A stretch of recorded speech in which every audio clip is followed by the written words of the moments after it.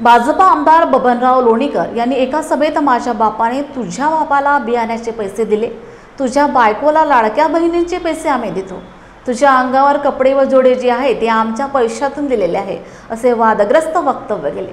विशेष म्हणजे खासदार, आमदार, मंत्री गरिबांच्या पैशांवर ऐश करीत आहेत किंवा मौजमस्ती करीत आहेत अशी भाषा आमदाराने वापरणे हे योग्य नसून भाजपाने या आमदारांविरोधात कठोर कारवाई करावी अशी मागणी काँग्रेस नेते शैलेश अग्रवाल यांनी केली। ज्यांना टीका सहन होत नाही त्यांना राजकारणात राहण्याचा मुळात कोणता अधिकार नाही।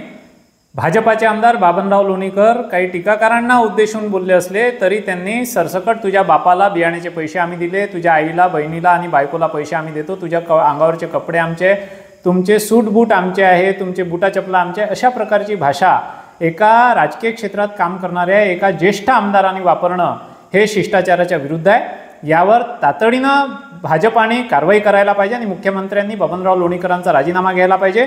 घुमजाव जरी त्यांनी केलं तरी ते म्हणले की चुकलो नसलो तरी क्षमा मागतो, चुकलो नसलो तरी माफी मागतो। ही जी भाषा आहे ही पुन्हा अरेरावीची भाषा आहे। बबनराव लोणीकरांच्या अंगावर जे कपडे आहे, पायात जी चप्पल आहे, हातावर जी घडी आहे, हेच नाही तर तुमचे बबनराव लोणीकर जे अंतर्वस्त्र आहे ते सुद्धा आमच्या पैशाचे आहेत।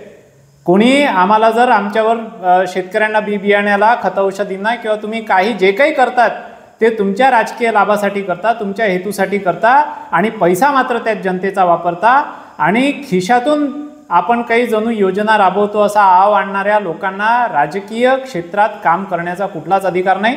हे भाजपाने सुद्धा समजून घ्यायला पाहिजे आणि असे बेताल वक्तव्य जनतेची ज्याने मानहानी होईल अशा प्रकारचे शब्द आणि अशा प्रकारचे वाक्यप्रयोग जर तुमचे नेते करतायत तर या नेत्यांवर तातडीने निलंबनाची कारवाई केली पाहिजे आणि यापुढे असे वक्तव्य तुमच्या पक्षाकडून येऊ नये हा राजशिष्टाचारी भाग किमान सत्ताधारी पक्षांनी बाळगला पाहिजे, एवढंच माझं मत आहे।